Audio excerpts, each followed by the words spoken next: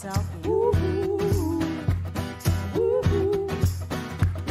I came across a place in the middle of nowhere with a big black horse and a cherry tree. Je sais pas pourquoi cette petite musique, mais elle nous met bien dans le joie. Bonjour Natacha, comment ça va? Bonjour Laurent, très bien.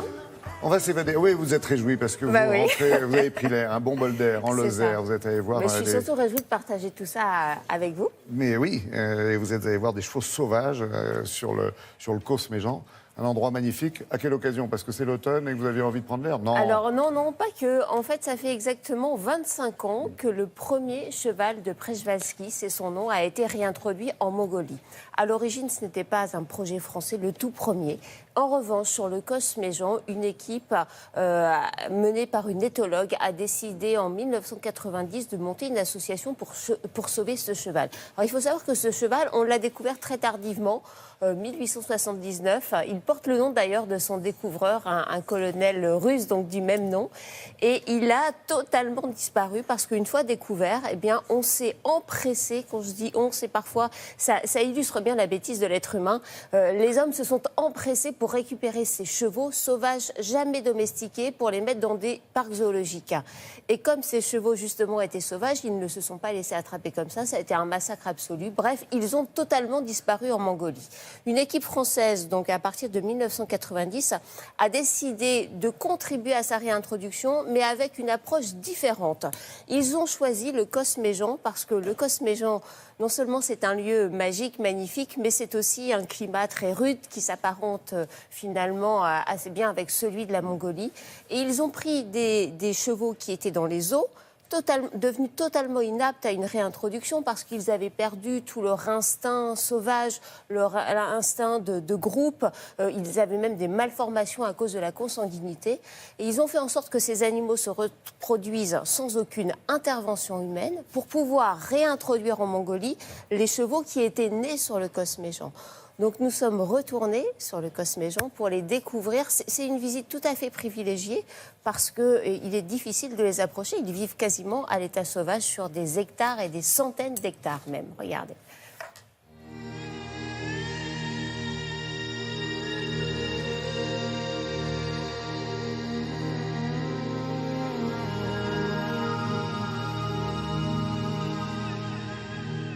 L'idée de l'association TAC, c'était de sortir les chevaux de zoo pour les remettre dans un contexte beaucoup plus naturel, afin qu'il y ait de nouveau une sélection naturelle qui puisse s'opérer déjà au niveau du libre choix des partenaires et un minimum d'intervention humaine, de façon à donner la possibilité aux chevaux de réapprendre à exercer tous les comportements sociaux qui sont très complexes.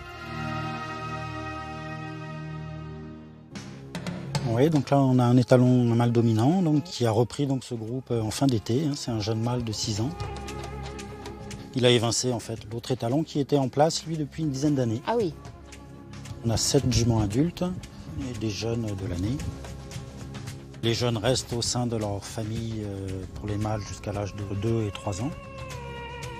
Donc là-bas, on a un autre groupe. Donc là-bas on aperçoit au loin un groupe de mâles célibataires composé de... Alors ça peut être des vieux étalons qui se sont fait évincer et également les jeunes mâles. On a eu parfois jusqu'à 2-3 groupes de mâles célibataires. Mais là en ce moment ils sont presque tous ensemble. Regardez là-bas, les étalons, il y a l'Ouravi qui est parti, qui écarte les mâles. C'est le mâle dominant qui est parti au contact des étalons célibataires. Il leur a fait un peu des menaces pour les maintenir un peu à l'écart. Et puis il revient vers sa famille. Qu'est-ce qui a été le plus compliqué pour les premiers individus qui sont arrivés ici? Au début, les chevaux étaient stressés socialement. Il a fallu une dizaine d'années d'élevage à peu près avant qu'ils mettent en place des comportements sociaux beaucoup plus cohérents. Et ça a vraiment évolué à partir du moment où ce sont des jeunes mâles nés ici au Villaret qui sont devenus les étalons chefs de famille. Et là, ils se sont progressivement mis à privilégier un code de langage, des rituels. C'est quoi les principaux rituels ça va être trotter en parallèle, rouer l'encolure, faire des crottins de marquage, rassembler son troupeau. Voilà, tout un cortège de comportements sociaux qui sont assez complexes chez les équidés. En Mongolie, c'est un projet qui a vraiment bien fonctionné. Tous les chevaux qu'on a envoyés là-bas les premières années qui ont suivi la réintroduction ont survécu. C'était important aussi d'envoyer des chevaux au point au niveau du comportement social, justement. On avait des groupes familiaux bien soudés, avec une cohésion sociale forte, qui est faite par les talons notamment. Ça fait 10 ans maintenant, et c'est quand même encore un travail de longue haleine. Pour considérer qu'une espèce de grand mammifère comme ça soit à peu près tirée d'affaire, il faut qu'il y ait au minimum de 4 à 5 populations différentes d'environ 1500 individus dans le monde, et donc on est encore loin du compte. Alors, Natacha, c'est tellement beau et touchant qu'on a envie de participer, de faire quelque chose. On peut Oui, aider. on peut participer, on peut soutenir l'association TAC.